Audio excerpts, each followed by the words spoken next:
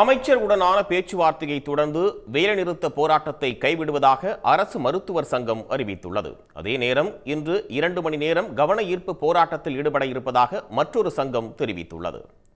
சென்னை கிண்டி அரசு மருத்துவமனையில் மருத்துவர் தாக்கப்பட்டதை கண்டித்து தமிழ்நாட்டின் பல்வேறு இடங்களில் மருத்துவர்கள் போராட்டம் நடத்தினர்.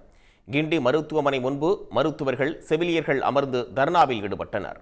திண்டுக்கல் அரசு மருத்துவக் கல்லூரி மருத்துவமனையில் அவசரகால சிகிச்சை மற்றும் உயிர் பாதுகாப்பு சிகிச்சை தவிர்த்து அனைத்து துறை அரசு மருத்துவர்களும் பணி புறக்கணிப்பு செய்தனர். இதற்கிடையே சென்னையில் மருத்துவர்கள் சங்கங்களின் பிரதிநிதிகளோடு அமைச்சர் மா சுப்பிரமணியன் ஆலோசனை மேற்கொண்டார். சுமார் 2 மணி நேரம் நீடித்த பேச்சுவார்த்தையில் பணி பாதுகாப்பு உள்ளிட்ட கோரிக்கைகள் தொடர்பாக அரசு உரிய நடவடிக்கை எடுப்பதாக உறுதியளித்த பிறகு போராட்டத்தை கைவிடுவதாக அறிவித்தனர்.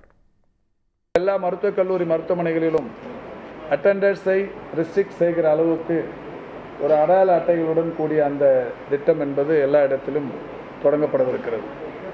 இப்படி இந்த மருத்துவ சங்கங்கள் அதிகபட்சமாக கேட்ட அந்த பாதுகாப்பு சம்பந்தமான நடவடிக்கைகள் அவர்களுக்குரிய பாதுகாப்புகள் என்கின்ற வகையில் பல செய்வதற்கு உறுதியளித்திருக்கிறோம். அனைவரும் மகிழ்ச்சியோடு கலந்து செல்கிறோம்.